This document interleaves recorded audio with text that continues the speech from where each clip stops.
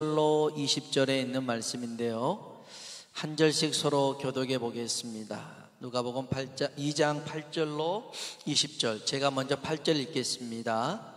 그 지역의 목자들이 밤에 밖에서 자기 양떼를 지키더니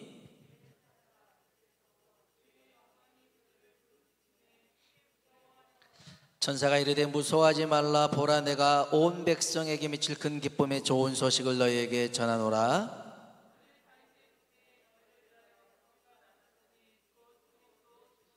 너희는 가서 강보에 쌓여 구유에 누워있는 아기를 보리니 이것이 너희에게 표적이니라 하더니,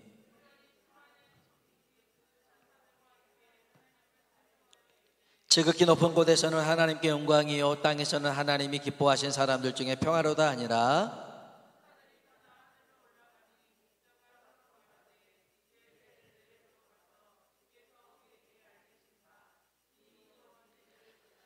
빨리 가서 마리아와 요셉과 구유에 누인 아기를 찾아서 듣는 자가 다 목자들이 그들에게 말한 것들을 놀랍게 여기되,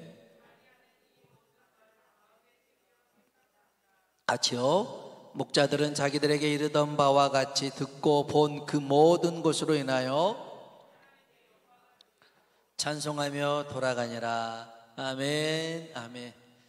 우리 한번 인사할까요? 메리 크리스마스라고 인사합시다. 메리 크리스마스, 메리 크리스마스입니다. 예. 이전에는 성탄 전야제 이런 거 참 많이 했는데, 요즘은 성탄절 오후에 축하 공연으로 행사로 하곤 합니다. 말씀을 준비하면서 옛날을 한번 생각해 봤네요. 한 30여 년 전만 해도 성탄 전야제를 하면 축하 행사를 했었어요. 그래서 이제 각 이렇게 역할을 줘서 각국의 사절단 이렇게 해서 미국에서 독일에서 뭐 와가지고 그 언어로 막 인사하면서 성탄을 축하하는 그런 것들도 있었고, 그다음 찬양을 부르고 워십을 하고 꽁투를 하고 선곡을 하고 마지막에는 다 같이 합창을 했던 그런 기억들이 새록새록 나더라고요. 그리고 밤에 12시가 넘어서는 새벽성을 돌았던 그런 기억들. 지금은 새벽성 돌기가 어렵잖아요. 그 아파트 들어가기가 어렵고 막 그런 상황이라. 근데 이제 다른 것들은 이 성탄 전야제를 좀 해봤으면 좋겠다라는 생각도 들었어요. 코로나 때문에 못했지만 한번 내년에 한번 시도를 한번 해볼까 이런 생각을 갖습니다. 하여간 성탄절을 앞두고 주일마다 성탄을 준비했던 사람들을 살펴봤어요. 마리아와 요셉과 동방박사들 이렇게 살펴봤는데, 오늘 우리가 읽은 이 말씀 중에서도 그런 사람들이 나옵니다. 베들레헴 목자들입니다. 아까 마리아, 요셉, 동방박사들이 주연급이라면 오늘 이 베들레헴 목자들은 조연급에 해당되는 그런 사람들입니다. 그런데 조연에 불과했지만 이들에게 전해준 복음, 메시지는 엄청난 말씀이었어요. 우리 한번 10절과 11절 말씀을 읽어보겠습니다. 10절 11절입니다. 천사가 이르되 무서워하지 말라. 너에게 전하노라. 구주가 나셨으니 곧 그리스도 주시니라. 아멘, 아멘. 천사가 베들레헴 목자들에게 그럽니다. 온 세상에 주신 큰 기쁨의 좋은 소식, 큰 기쁨의 좋은 소식, 그것은 다윗의 동네에서 구주, 구세주, 메시아가 나셨다는 것입니다. 2022년 카타르 월드컵이 끝났어요. 어느 나라가 우승한 줄 아세요? 아르헨티나가 우승했습니다. 그래서 그 나라로 이렇게 이제 월드컵 우승컵을 들고 돌아갔죠. 그 수도 부에노스아이레스에 사람들이 얼마나 많이 모였냐면 400만 명이 모였어요. 엄청나게 많이 주죠. 그러니까 우리도 뭐 서울시청부터 뭐 광화문 쫙 해가지고 한 것처럼 400만 명이 모여가지고 그 우승을 축하했어요. 그래서 축구 그 선수단들이 왔을 때 너무 많아가지고 돌아갈 수가 없어서 헬기를 타고 돌아가고요. 그 다음에 이게 너무 기쁜 나머지 화폐에다가 메시를 집어넣자, 그렇게 이제 그런 의견이 있나 봐요. 그래서 메시의 등번호가 10번이니까 이 10번에 맞는 1000페소, 우리로 하면 7,300원인데 그런 화폐를 발간하자, 이런 말들도 나옵니다. 그런데 여러분, 이 나라 사람들은 충분히 그럴 수 있겠죠. 월드컵을 우승했기 때문에. 그런데 모든 사람에게 아르헨티나가 우승했다는 것은 큰 기쁨의 소식이 되지 않아요. 프랑스 같은 경우에는 억울한 거죠. 승부차기만 좀 잘했으면 자기들이 우승할 수 있는데, 그래서 아르헨티나의 우승은 좋지 않아요. 그런데 오늘 여기 천사들이 베들레헴 목자들에게 했던 말은 뭐냐면, 온 세상에게 주어진 큰 기쁨의 좋은 소식이라는 거예요. 할렐루야.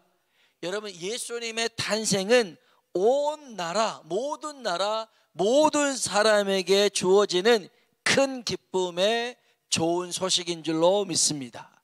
왜냐하면 여러분, 예수님의 이름의 뜻이 이렇습니다. 우리를 죄에서 구원할 자.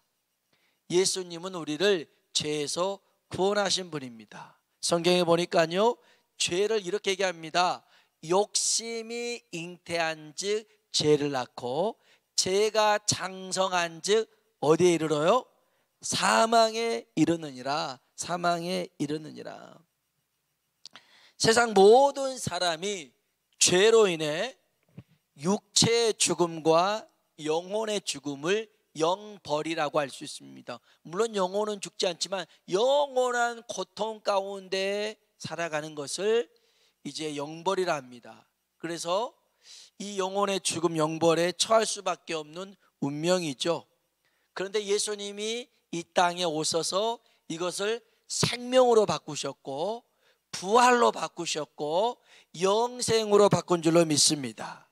성경은 말합니다. 로마서 3장 23절에 모든 사람이 죄를 범하였음에 하나님의 영광에 이르지 못하더니, 모든 사람, 어느 한 사람도 빠짐없이 모든 사람이 다 죄를 범했더라는 겁니다. 그래서 이 죄 때문에 하나님의 영광, 하나님과 함께 할 수가 없는 거죠. 그런데 예수님이 우리 죄를 대신 지시고 죽으심으로 말미암아 하나님과 영원토록 살게 하신 줄로 믿습니다. 이 복음은, 이 소식은 모든 사람에게 해당된다는 거죠. 아르헨티나만이 아니라 우리나라에게도, 부자에게만이 아니라 가난한 사람에게도, 배운 사람에게나 못 배운 사람, 건강한 사람이나 아픈 사람, 모든 사람에게 해당되는 소식인 줄로 믿습니다. 이 어마어마한 소식, 메시지를 천사들이 베들레헴 목자들에게 전해준 겁니다. 전해줬어요. 왜 그들에게 전해줬을까요? 8절 한번 볼까요? 8절 읽어봅시다. 그 지역의 목자들이 밤에 밖에서 자기 양떼를 지키더니. 아멘. 이 목자들의 모습을 한번 그려보세요. 이제 목자들이 밤에 잠을 잤으니까 아마 여름일 거라고 생각하는데 그렇지는 않습니다. 목자들은요, 양떼를 지키기 위해서 양과 같이 잠을 잡니다. 자, 밤입니다. 오늘 엄청 추웠잖아요. 우리 장로님 차도 시동이 안 걸려서 저한테 전화 왔더라고요. 한번 교회 차도 걸어보라고. 한 대는 안 걸리더라고요. 춥더라고요. 주방도 물이 얼어버렸어요. 계속 틀어놓고 불을, 이게 그 히터를 틀어놓고 있는데 아직 물이 안 나와요. 내일까지 안 나오면 주일은 그냥 김밥 사 먹어야겠어요. 아우, 되게 추워요. 되게 추워. 자, 추운 날입니다. 추운 날이죠. 그런데 밤에요, 이 목자들이 양떼 사이에서 잠을 잡니다. 안에서 잠을 잔 게 아니라 여기 보니까 밤에 밖에서 자기 양떼를 지키며 잠을 잡니다.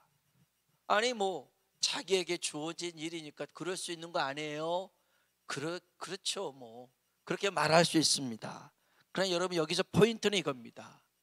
하나님은요, 자신에게 맡긴 일에 충성을 다하는 사람을 사용하시더라는 겁니다. 이게 포인트입니다. 맡겨준 일에 충성을 다하는 것, 그래서 그 사람을 사용하는데요, 여기 한번 볼까요? 12절 한번 보십시오. 12절 읽어봅시다. 너희는 가서 강보에 쌓여 구유에 누워 있는 아기를 보리니 이것이 너희에게 표적이니라 하더니, 아멘. 너희는 가서 아기를 찾아봐라, 이겁니다. 그러면 그 아이가 강보에 쌓여 있어 구유 위에 있을 거라는 겁니다.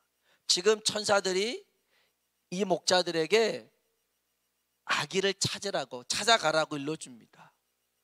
그래서 어떻게 한 줄 아세요? 15절 16절 한번 볼까요? 읽어봅시다.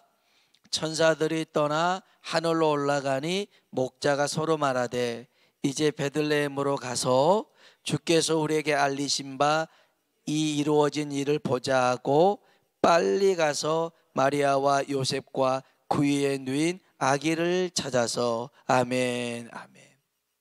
그 천사들이 전해준 말을 듣고 그 마리아와 요셉과 또 그 위에 있는 아기를 찾아서 갑니다. 하나님의 말씀에 순종하는 자가 충성된 이인 줄로 믿습니다. 저는 충성이라는 이야기를 들으면 이런 예화가 늘 떠오르곤 합니다. 옛날에 어느 양반집에 돈 많은 할아버지가 살았는데, 근데 어쩐 일인지 무슨 마음이 드는지 모르겠지만 이제 그 노비들 종들 많이 있는 데서 아무개 노비를 섣달 금음날 이렇게 노비에서 해방시켜 주겠다라고 선언을 합니다. 그리고 이제 몇 달이 지났어요. 이제 내일이면 이 노비들이 풀려나는 그런 날입니다. 그런데 하루 전날 이 할아버지가 볕단을 하나씩 주면서 새끼줄을 꿰라는 거였습니다. 아마 우리 친구들은 모를 거예요. 새끼줄을 이렇게 볕단으로 깬다는 걸 모를 텐데, 근데 새끼줄을 꿰되 최대한 얇게 깨라고 얘기를 합니다. 그래서 어떤 노비는 짜증을 냅니다. 야, 평생 부려먹더니 그 노비에서 해방되기 전날까지 부려먹는다고 투덜거리면서 최대한 가늘게 꼬랬지만 그냥 대충 하고 잠을 잡니다. 또 한편의 노비는, 그래, 이제까지 내가 충성을 다했는데 끝까지 해보자, 그러고 가늘게 꼽니다. 다음 날이 됐습니다. 이 주인 할아버지가 광해문을 활짝 열면서 여기에 있는 엽전을 어젯밤에 꿰던 그 새끼줄로 채워서 가지고 가라는 겁니다. 그러니까 대충 꼬았던 노비는, 아무리 엽전이 어떻게 생긴 줄 아시죠? 이렇게 생겼고 네모적이 되어 있는 거 끼울라 해도 끼워지지가 않는 거죠. 예를 써서 그냥 몇 개 끼워갖고 그 주인의 말에 끝까지 충성했던 이는 엄청나게 많은 엽전을 가져갔더라는 거죠. 아마 이 주인 양반이 끝까지 어떤 이가 충성된 인가 시험해 봤던 것 같아요. 여러분, 충성은요 한 번, 두 번 하고 끝나는 일이 아닙니다. 끝까지 하나님 말씀에 순종하는 것이 충성인 줄로 믿습니다. 이 베들레헴 목자들이 천사가 전해준 말을 듣고 찾아가서, 그리고 여기서 중요한 얘기가 나옵니다. 천사들이 전해준 말을 이 마리아와 요셉과 예수님께, 그리고 아마 또 다른 사람들도 있었던 것 같아요. 한번 볼까요? 17절 18절입니다 17절 18절 읽어볼까요? 보고 천사가 자기들에게 이 아기에 대하여 말한 것을 전하니 듣는 자가 다 목자들이 그에게 말한 것들을 놀랍게 여기되. 아멘. 천사가 자기들에게 이 아기에 대하여 말한 것을 전하죠. 듣는 자가 물론 마리아 요셉일 수 있겠지만 마리아 요셉이라고 해도 되는데, 굳이 듣는 자라고 했던 것은 아마도 동방 박사들도 같이 있지 않았을까라는 생각이 들어요. 왜냐하면 마태복음 2장 12절에 보면 아기 예수께 경배하고 바로 돌아간 게 아니라 잠을 자요. 그래서 꿈에 헤로데게로 돌아가지 마라, 이런 지시를 받죠. 그래서 요 자리에 같이 있지 않았을까라는 생각이 드는데, 중요한 건 이겁니다. 목수든, 요셉이 목수였으니까 목수든 목자든 동방박사든 예수 그리스도 안에서 다 하나가 되었더라는 것입니다. 여러분, 이번 성탄절이 오늘 우리의 가정이 회복이 되길 주의 이름으로 축복합니다. 친구와 이웃 간의 관계가 성탄이신 예수님을 통해서 회복되어지고 우리 교회가 하나가 되어지길 주의 이름으로 축원합니다. 하나가 되어지는 거예요. 그 다음에 베들레헴 목자들을 하나님이 사용하신 전적인 이유가 한 가지 있습니다. 그게 정말 중요한 건데요, 어찌 보면 이 한 구절을 위해서 그들은 쓰임 받았다라고 할 수도 있습니다. 그게 19절입니다 19절. 자, 다시 한번 17절 18절을 먼저 읽고요, 읽어봅시다. 보고 천사가 자기들에게 이 아기에 대하여 말한 것을 전하니 듣는 자가 다 목자들 놀랍게 여기되 마리아는 이 모든 말을 마음에 새기어 생각하니라. 아멘. 목자들이 전해준 말을 마리아는 듣고 흘려보는 게 아니라 어디에 새겼다고요? 마음에 새겼어요. 천사들이 전해준 메시지를 마음에 새긴 겁니다. 마음에 새겼어요. 아마 물론 마리아도 가브리엘 천사를 만나서 예수님에 대해서 이 예수는 이스라엘뿐만 아니라 온 세상을 구원할 이다 라는 걸 들었죠. 그런데 또 베들레헴 목자들을 통해서 전해준 이 말을 마리아는 마음에 새기기 시작합니다. 여러분, 새겨진 말씀에는 때가 되면 역사가 일어날 줄로 믿습니다. 어떻게 역사가 일어나냐면 요한복음 2장에 가서요, 갈릴리 가나 혼인잔치에서 포도주가 떨어지잖아요. 그때 누가 예수님에게 옵니까? 모친 마리아가 옵니다. 그래서 포도주가 떨어졌어요 라고 얘기합니다. 그게 저와 무슨 상관인데요? 예수님이 그렇게 얘기하죠. 그런데 마리아는 거기서 그치지 않습니다. 하인들을 불러다가 저분이 무슨 말씀을 하시든지 그대로 순종해라 그럽니다.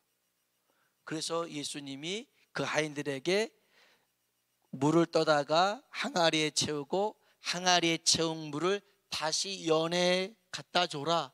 그래서 물이 포도주로 변한 줄로 믿습니다. 여러분, 이 기적의 시발점은 누구였냐면 마리아였습니다. 마리아가 어떻게 그게 가능했어요? 마음속에 하나님의 말씀을 새겨 넣었어요. 이 예수가 누구다? 구주다, 메시아다, 그리스도다, 우리를 구원할 자다. 우리의 구원은 단지 천국으로만 인도하는 것이 아니라 내 삶의 문제를 해결할 수 있는 분이다. 이런 믿음의 확신을 가졌죠. 거기에 쓰임 받았던 사람들이 베들레헴 목자들인 줄로 믿습니다. 오늘 저와 여러분이요, 정말 이 성탄의 소식을 전할 때에 누군가에게는 이게 가슴에 새겨지는 은혜가 있게 될 줄로 믿습니다. 감사하게도 지난주도 그랬고 이번 주도 그랬고 몹시 추웠죠. 수요일날 우리가 전도를 나가는데 제가 2번 못 나갔어요. 컨디션이 좀 좋지 않아서 못 나갔던 때가 있었는데, 그래도 우리 성도님들 나갔는데 정말 추웠어요. 그래도 나가요. 나가기 전에 함께 모여서 기도합니다. 우리가 전하는 이 복음의 전도지, 또 우리의 말이 누군가에게는 하나님의 음성으로 들려지고 하나님 앞으로 돌아올 수 있는 계기가 되게 해주십시오 라고 기도하면서 나갑니다. 하나님이 그렇게 역사하시고 사용하실 줄로 믿습니다. 여러분, 부활의 그 예수님이 부활했던 그 소식을 누가 가장 먼저 알았냐면 여인들이 알았습니다. 그 여인들은 이름도 잘 거론되지 않는 여인이었습니다. 그러나 예수님이 죽었다가 다시 살아나셨어요. 첫 번째 이 복음의 메시지를 전할 수가 있었어요. 어떤 사람이요? 충성된 사람이. 오늘 저와 여러분이 하나님 앞에 충성된 자로 쓰임받길 주의 이름으로 축원합니다. 그래서요, 하나님 말씀을 흘려듣지 않고 새겨듣는 사람, 그래서 그 새겨진 말씀이 내 삶의 역사를 이룰 수 있는 그러한 저와 여러분이 되길 주의 이름으로 축복합니다. 나는 목자에 불과한데요, 나는 여인에 불과한데요, 나는 그냥 이름 없는 소년에 불과한데, 아이에 불과한데, 그건 중요하지 않습니다. 하나님 앞에 붙들려 쓰임 받을 때에 그 아이가 드린 손길로 오병이의 기적이 일어났고, 여인을 통해서 부활의 복음이 전해졌고, 목자들을 통해서 성탄의 기쁜 소식이 전해진 줄로 믿습니다. 오늘 저와 여러분이 이렇게 하나님 앞에 쓰임 받을 수 있길 주의 이름으로 축원합니다. 같이 한번 찬양을 한번 불러보겠습니다.